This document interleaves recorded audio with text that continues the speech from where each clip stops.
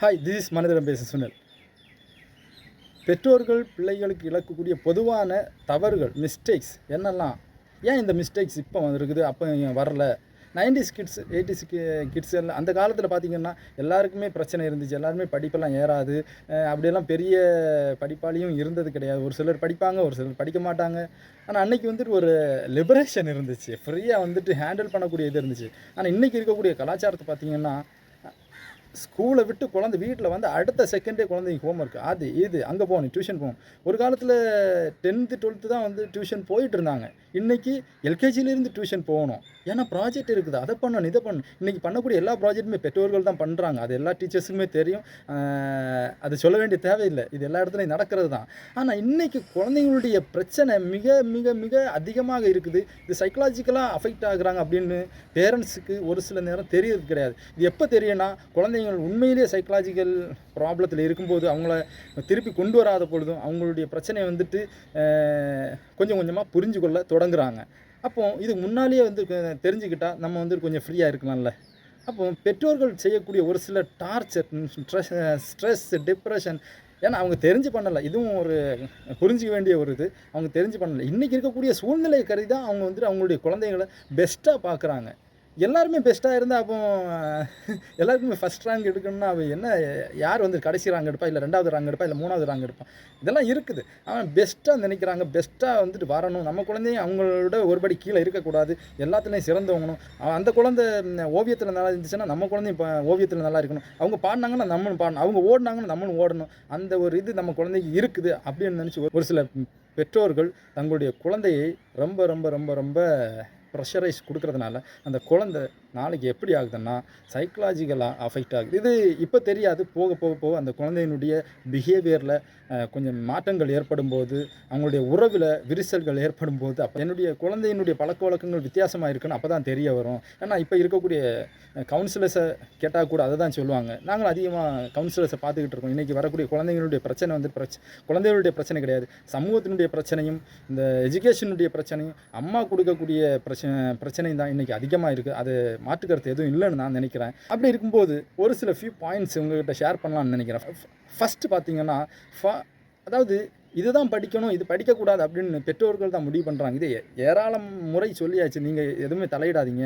சின்ன குழந்தைங்க படிக்க ஓகே, ஆனால் 10th மேலே இந்த குரூப் நீ இது தான் படிக்கணும், 12th மேலே நீ இது தான் எடுக்கணும் அப்படின்னு சொல்லி ப்ரெஷரைஸ் பண்ணும்போது அந்த குழந்தைங்களுடைய 2வது கட்டம் என்ன ஆகுதுன்னா, அந்த இமோஷன், ஃபீலிங்ஸை வெளிக்கொணர முடியாமல் சப்ரஸ் பண்ணி, நீ அழக்கூடாது, நீ டஃப்பாக இருக்கணும், நீ ஸ்ட்ராங் பாய், ஸ்ட்ராங் கேர்ள் அப்படின்னு சொல்லி அவங்களுடைய ஃபீலிங்ஸுக்கும் இமோஷனுக்கும் வேலிடேஷன் பண்ணுறதே கிடையாது.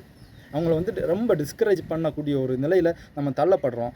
அது மட்டும் இல்லைங்க, அடுத்த கட்டத்தில் பார்த்தீங்கன்னா அவங்களுக்கு பிடிக்காத இடத்துல அவங்கள உள்ளே உட்கார வைக்கிறது. இதை கற்றுக்க, இதை தெரிஞ்சுக்க, இதை புரிஞ்சுக்க, இதை வந்துட்டு நீ வந்துட்டு செஞ்சு காமி அப்படின்னு சொல்லி அவங்கள வந்துட்டு அவங்கள ரொம்ப ப்ரெஷரைஸ் பண்ணி கொண்டு போகிறது. அவங்க பிடிக்கக்கூடிய ஒரு இடத்துல கொண்டு விடுங்க, அவங்க வந்துட்டு இதை விட நல்லா பண்ணுவாங்க.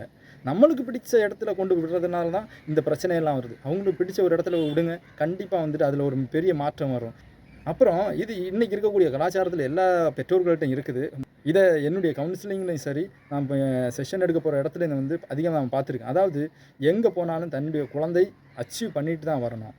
அன்ரியலிஸ்டிக். ஒரு சில நேரம் அந்த குழந்தையால் முடியாது, ஒரு சில நேரம் அந்த குழந்தைக்கு அந்த அந்த தன்மை இருக்காது. அது அதனுடைய எஃபர்ட்டை போடும், ஆனால் என்கரேஜ்மெண்ட் அதிகமாக இருக்கிறதில்ல.